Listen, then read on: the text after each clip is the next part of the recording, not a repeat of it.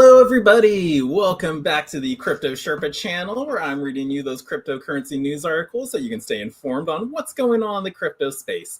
And I'm sounding like a broken record here, but Bitcoin is scarce. When are you guys going to get it? Because all the news going on, the amount of Bitcoin being acquired and everything, like with our first article we got going, like corporate Bitcoin buying surge in Q1 despite the market correction. Like they purchased at least 95,431 Bitcoin in just 3 months right now. So like this is just public companies and corporations getting involved in cryptocurrencies.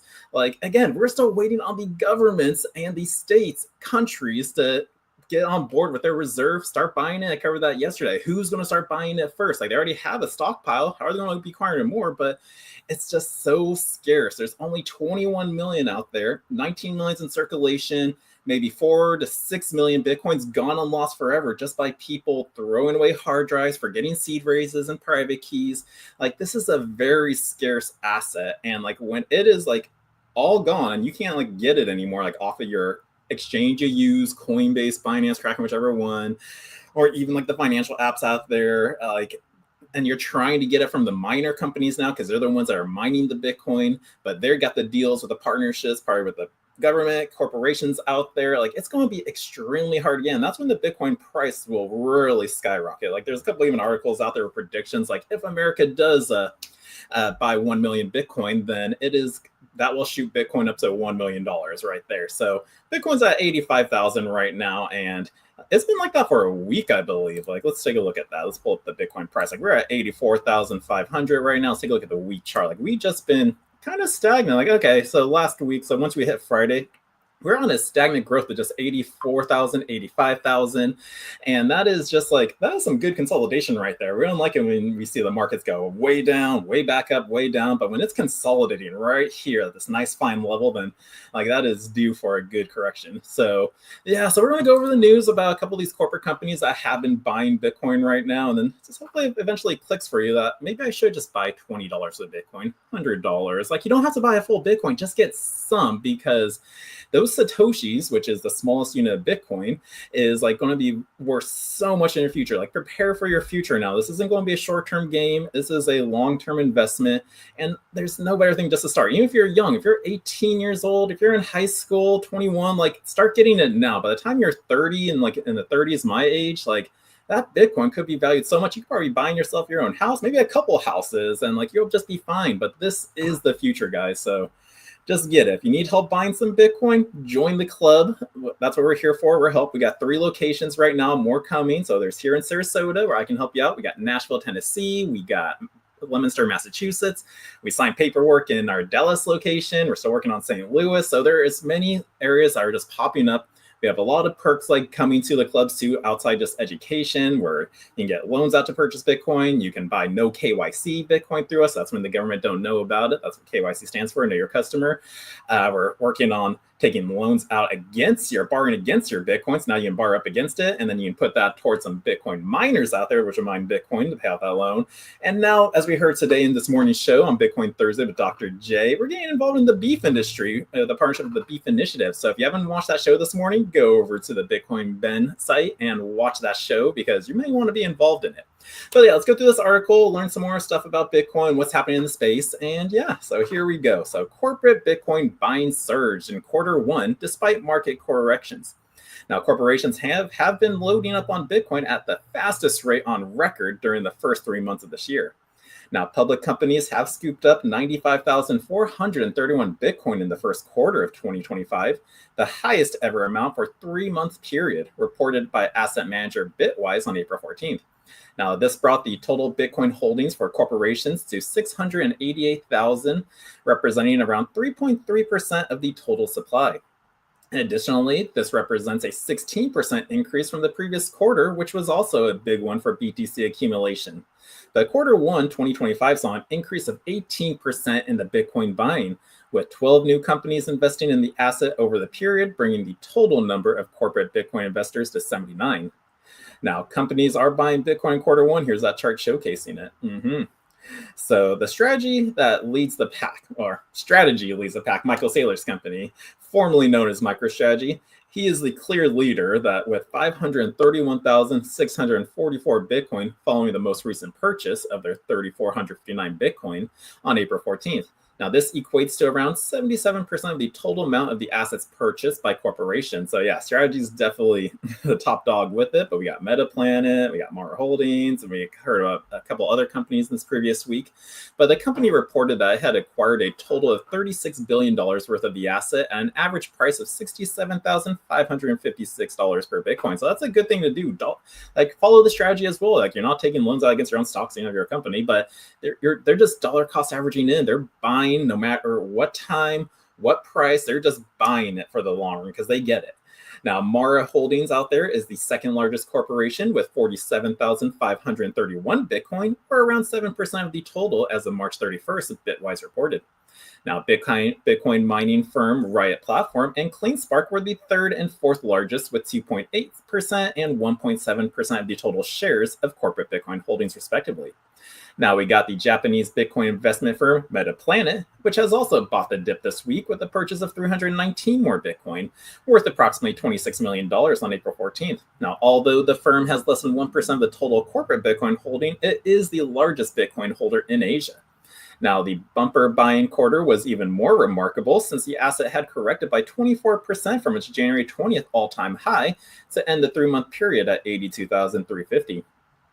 Now let's take a look at BT's price outlook.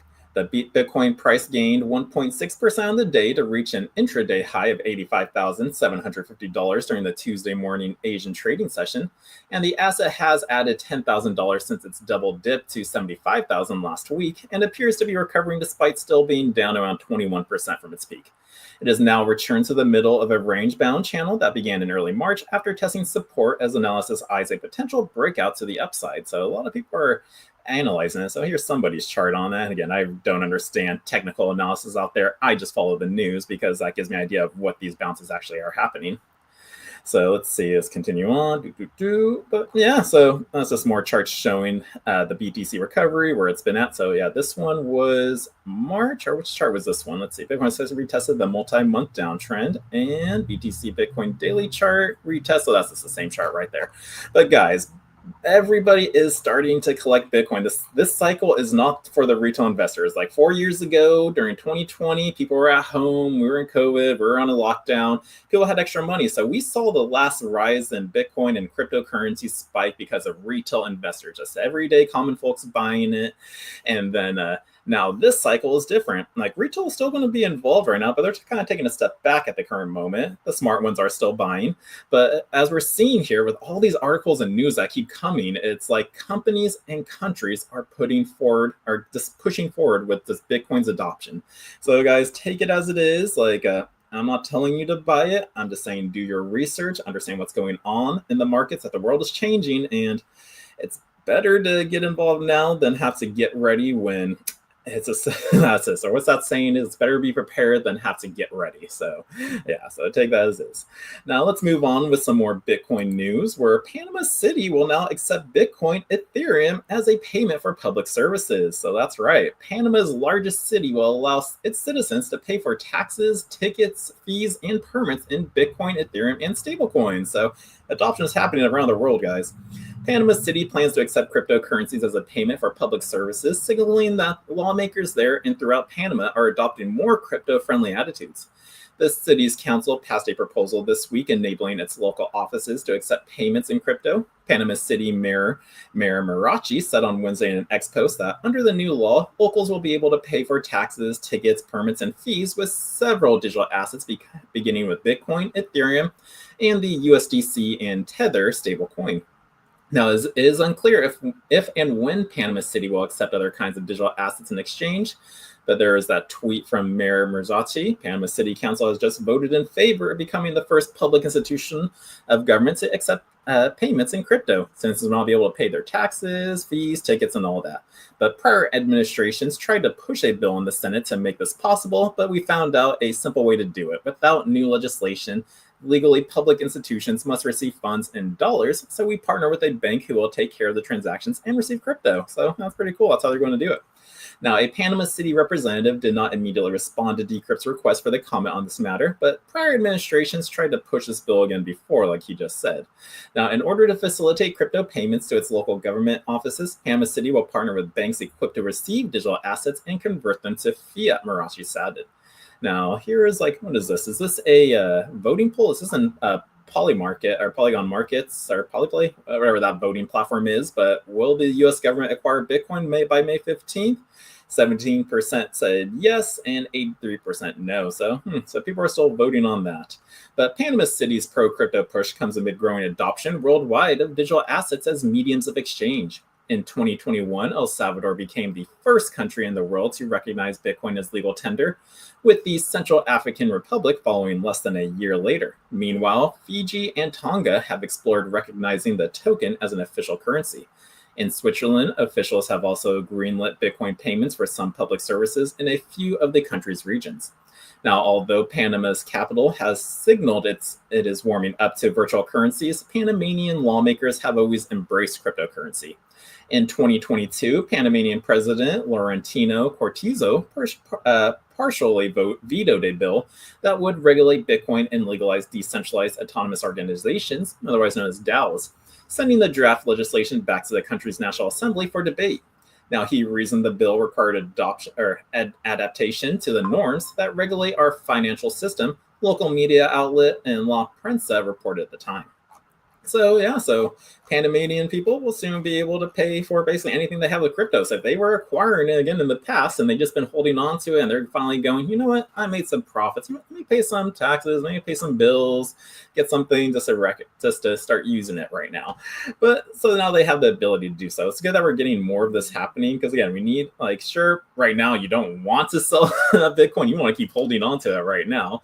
But it's nice that we're getting the option and ability to start being able to just use it for everyday life, because that's always the big thing that for the naysayers out there, they're always going well, can you spend Bitcoin at the grocery store? Can you spend Bitcoin at the gas station? Some places actually do allow you to do it. So eventually we're just going to get more and more and more. Eventually people are just going to walk into the store and go, there's a Bitcoin option on here? Interesting. So that is going to happen. It's just not a matter. It's not a matter of if it's going to happen. It's just a matter of when it's going to happen for all these, because it is coming.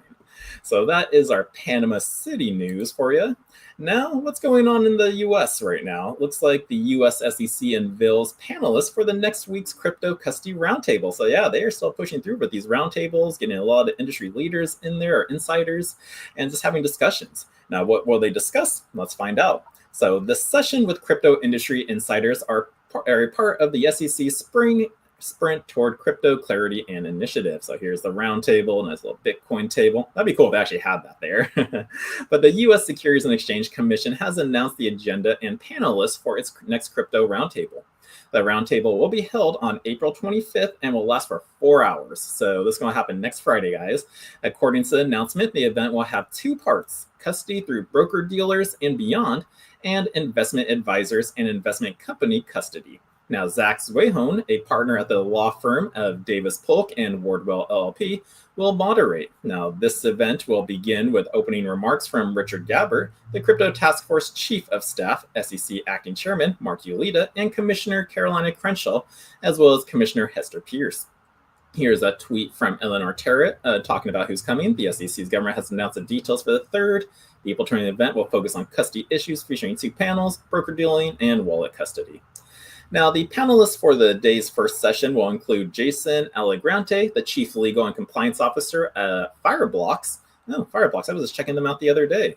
Also, Rachel Anderica, the Global Head of Operations at Anchorage Digital Bank.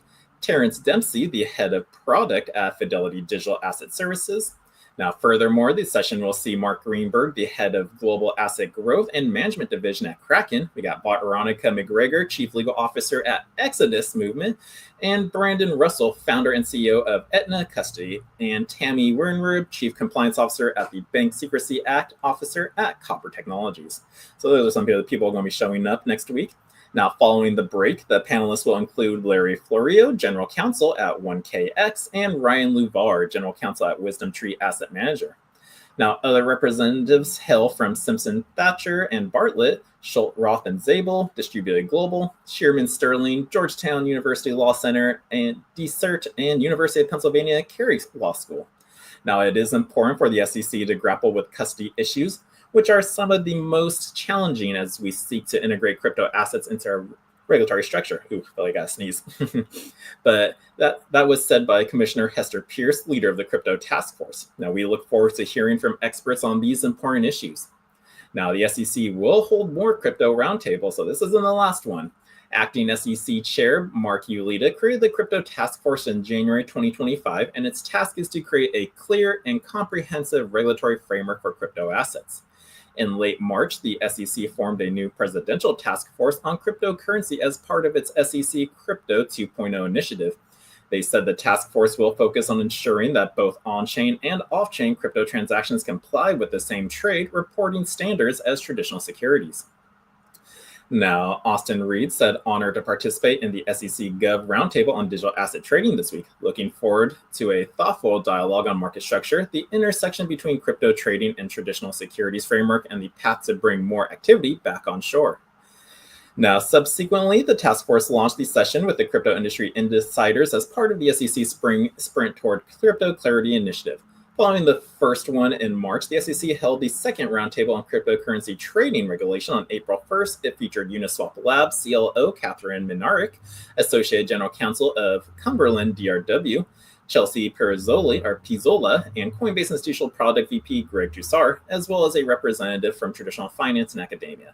Now, at the time, Ulita suggested putting forward temporary regulations to provide clarity for the digital asset sector. And additionally, in late March, the Crypto Task Force said it would host 4 additional public roundtables this spring. Now, the SEC will host them at its headquarters in Washington, D.C., and also the events are open to the public and live stream on the agency websites. That is very nice that we, the people, actually get to sit in and actually watch these as they discuss crypto and what's going on. Like, it feels like we haven't had these in the last 4 years. Like when Biden was in office, like I don't recall ever seeing like, oh yeah, tune in to watch him speak here, tune in. Like it was very scarce. Like maybe there was like a couple out there he would like be on just in front, reading his prompter out there. But right now we're getting actually live footage of what these people are discussing behind the walls. So I think that is cool for everything going on and the changes we have made. Now, is there anything else going on in this article? Well, let's see. So meanwhile, the roundtable follows the SEC shift in its approach to digital assets oversight. And as reported, the SEC announced new guidelines on April 4th.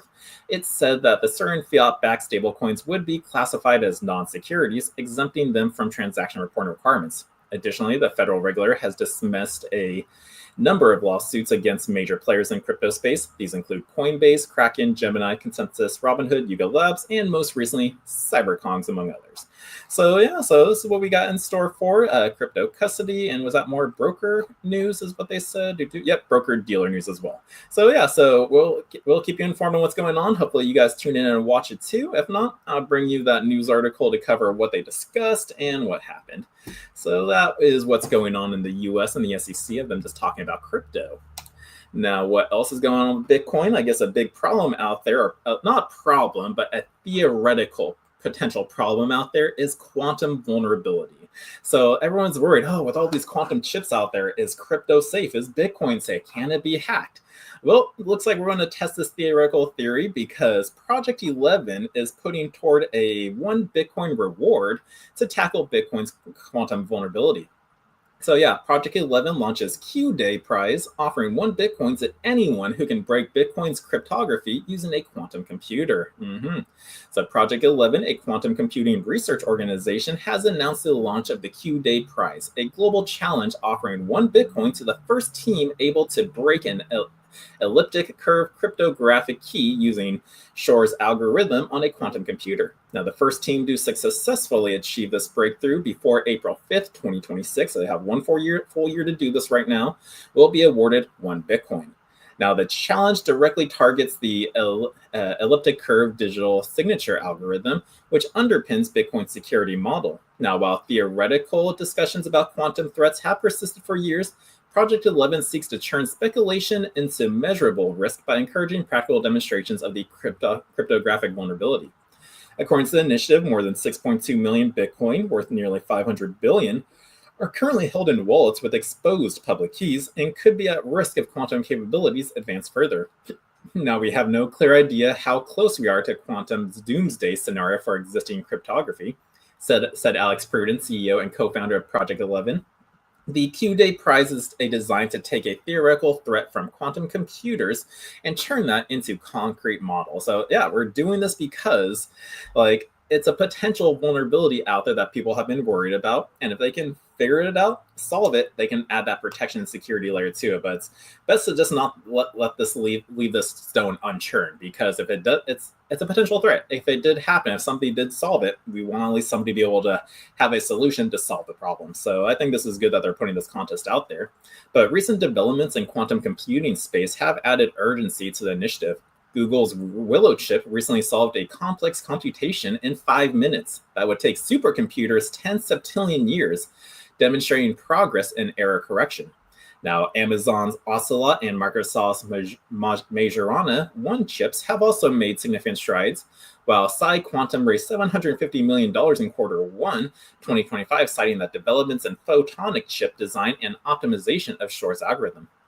Now, access to quantum computing is also expanding through cloud-based services from providers such as IBM, AWS, Google, and Alibaba, making the technology more accessible to researchers and developers. Now, the Q-Day Prize continues a tradition of cryptographic benchmarking challenges similar to the RSA Factory Challenge in 1991 and Hal Finney's 1995 SSL Cipher Challenge, both of which played key roles in measuring cryptographic resilience. Now, this is an open call to the boldest minds in quantum, Pruden added, which proves what's possible and help us secure the future of digital assets. Now, registration and additional details are available at qdayprize.com. And you know what? Let's give that a click so we can take a look at it. Let's see. So, can you break the ECC with quantum? Prize is 1 Bitcoin. The deadline, you can register now. And yeah, the world's encryption standards stand strong for now, but quantum computing is advancing, and we need to know how close are we to breaking elliptic curve crypto? Well, that's what we're going to find out.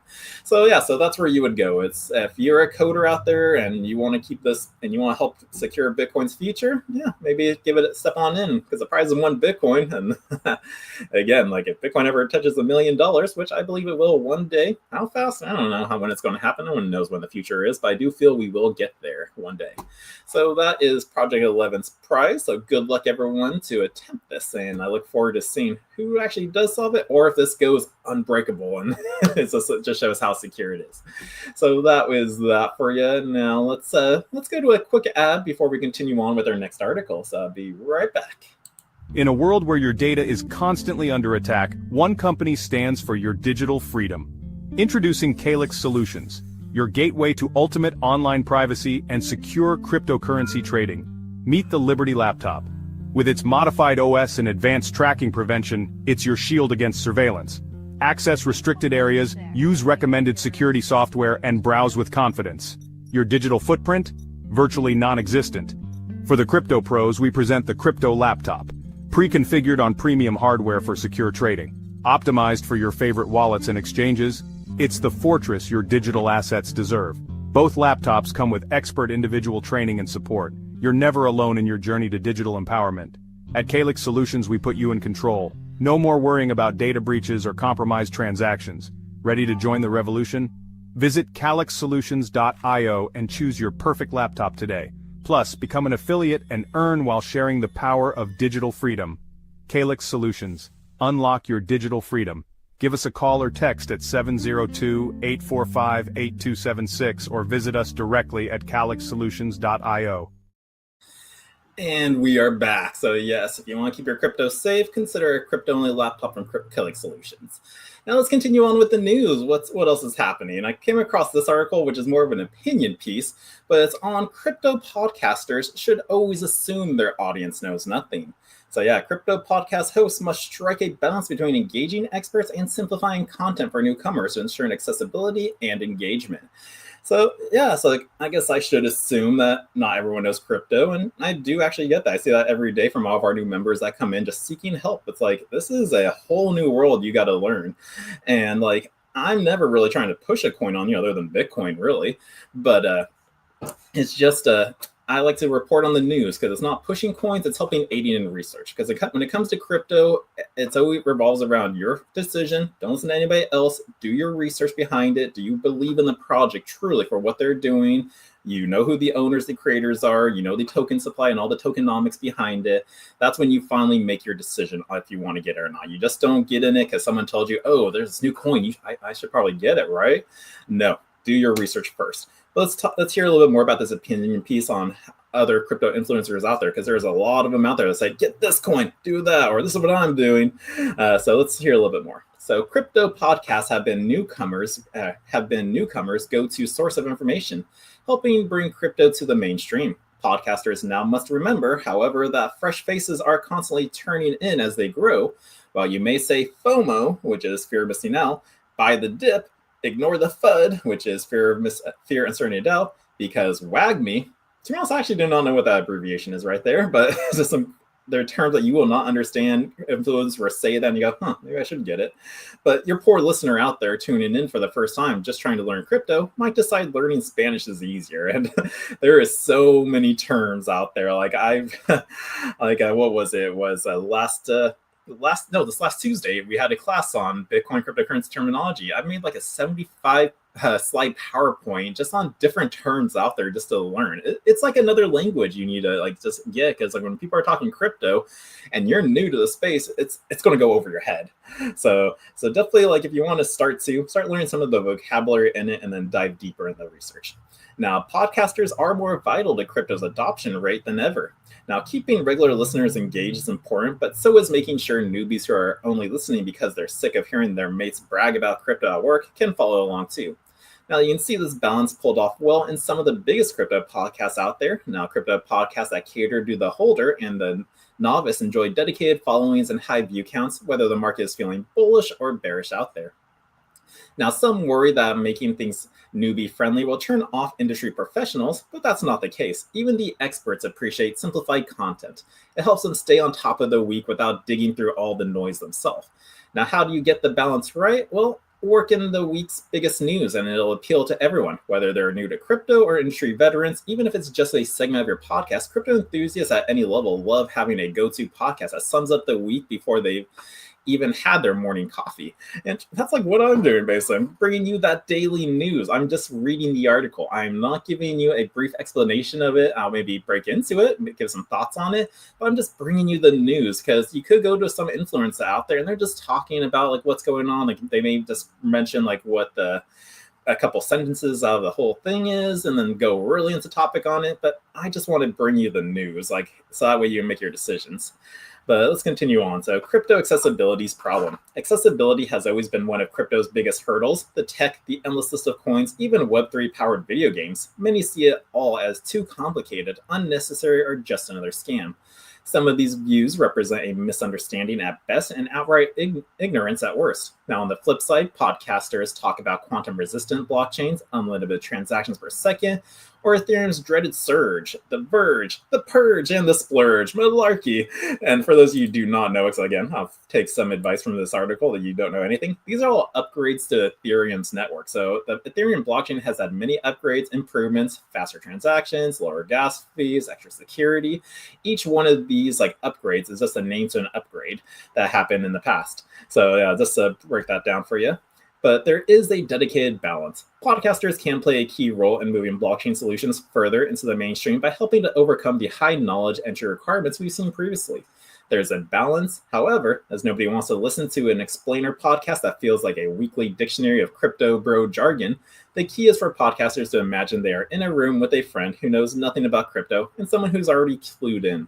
Create content that works for both, and if jargon is a must, which is often this niche, here's what we mean when we say this. Now and then go a long way to avoid alienating newcomers. Now, non-technical terms like WAGMI and NGMI should be spelled out instead of gatekeeping if we want to see retail swarm exchanges. Like I said, like when I said talking about the decentralized autonomous organization, I broke it down. DAO, a DAO. That's what it stands for. Because yeah, we need to break it down. Because if you just say WAGMI, FUD, he's FOMOing in, a lot of newbies might not understand that. So let's make it easy as possible for our audience. Now, several successful podcasts do a great job of providing timestamps in their podcast episodes, which I do not do. I know Ivan on Tech does it, and which often run longer than an hour. So if an audience member can quickly understand what is included in the podcast and navigate to the section most interesting to them, this will only strengthen the engagement and loyalty. Additionally, smiles, analogies, metaphors, and outright storytelling can also help demystify some harder to grasp crypto concepts. Now, there are so many ways that podcasters can help rather than hinder the mainstream adoption of crypto. And in any discipline, providing clear and concise information so that audience can make more informed decision is a responsibility. So why should crypto podcasts be any different? Exactly. So that's kind of a little bit good tips for me too. So maybe I will start including some timestamps in here so you don't have to fast forward to the news articles. I did start it once, but it does take time to do. So I'll try to be on top of that, get some timestamps in these videos. So we can just go straight to the article, listen to it. And again, like in the past, for those of you who used to watch me in the past, I would do individual videos. Like, let's cover an article, post it, let's do another one, post it. And now since it's been getting seriously busy here at the Crypto Club, lots of new clients, people just need more help. I got a lot of tasks on my list. I couldn't do those single news articles anymore. So now we have these live streams at noon.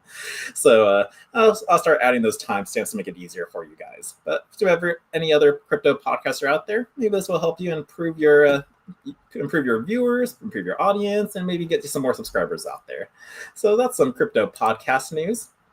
Now let's go into a hack that's going on for developers out there. So this isn't for like the little guy out there who's just buying crypto, still learning about it. This news is for some developers out there because North Korean hackers target crypto devs with fake recruitment tests. Hackin service project manager warned crypto developers to be wary of unsolicited gigs that are too good to be true. So North Korean hackers linked to the $1.4 billion Bybit exploit are reportedly targeting crypto developers using fake recruitment tests infected with malware.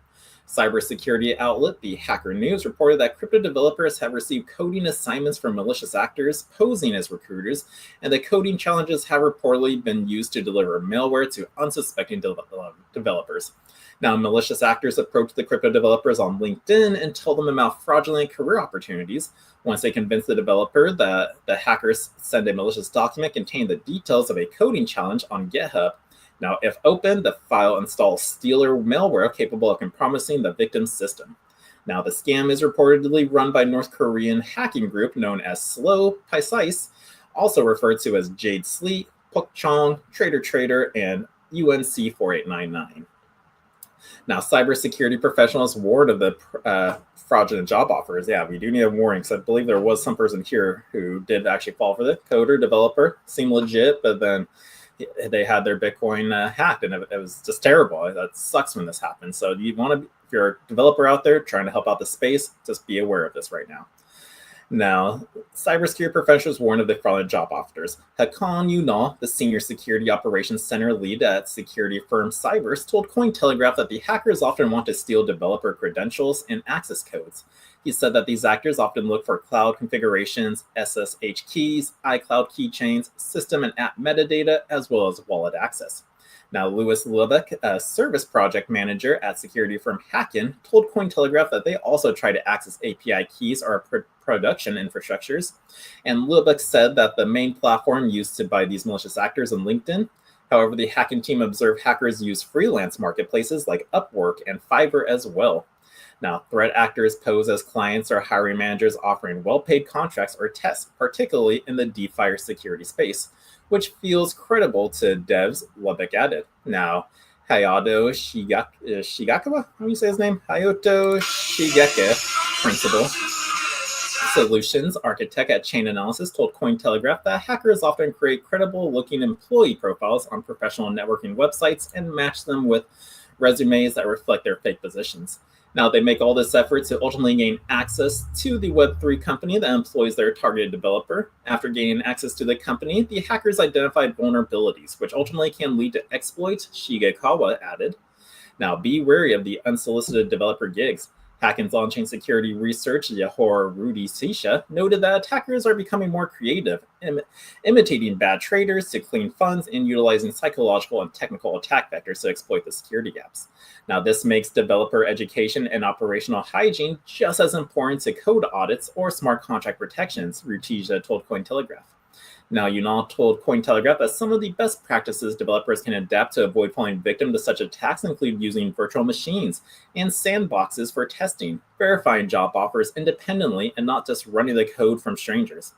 Now, the security professional added that crypto developers must avoid installing unverified packages and use good endpoint protection. Meanwhile, Lubbock recommended reaching out to official channels to verify recruiter identities. He also suggested avoiding storing secrets in plain text format. So be extra cautious with too good to be true gigs, especially unsolicited ones, Lubbock added.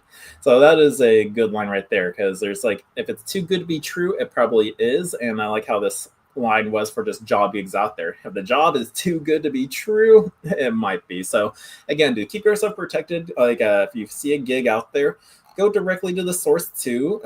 Use Cointelegraph. Use CoinMarketCap. Use CoinGecko. Just places you can get official links. So some go straight to Google. Type in let's just say XRP's team or whatever. Just go to the page. Go over here to CoinMarketCap. Like choose a coin you want. We're on Bitcoins. See website, white paper, and then there will be others on there. Like here, we'll go to other ones out there which show like different like websites too. Click on Solana, and we got their official website, their official white paper, the socials that take you straight to their Twitter account, their Reddit post, their GitHub. So get official links, and that's where you can message the people out there. So developers, be safe out there. I always hate hearing when you guys or just anybody gets hacked and their just crypto's gone, because this is the time you want to be very, very protective of your asset, because again, we're in a turning point in the whole world. So be safe out there. Now let's go to our last article. I covered this I think like last month or a couple weeks ago, but Radium debuted a pumped off fun alternative because they pulled their partnership, Radium's decentralized exchange out there. So now they finally debuted their Launch Lab meme coin swapping program out there. So let's get a little update on this right now. So Radium says Launch Lab provides meme coin enthusiasts with customizable bonding curves and no migration fees. Now, the firm behind the Solana-based automated market maker, Radium, has launched its meme coin making protocol, Launch Lab, which looks like a competition with Pumped Off Fun, which that's what it was. They knew this was going to happen, so that's why they made it. Now, the arrival of Launch Lab on April 16 comes a month after Pumped Off Fun, previously a key contributor to Radium's revenue, severed ties with the firm by moving its token migration from Radium's liquidity pool to its own new decentralized exchange, PumpSwap.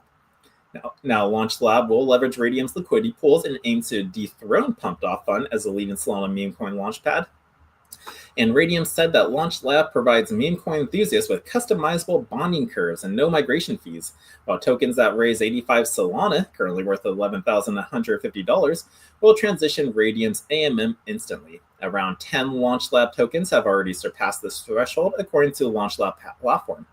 Now, Radium said that tokens can be launched for free and creators can opt in to earn 10% of the trading fees of the AMM pool post-graduation.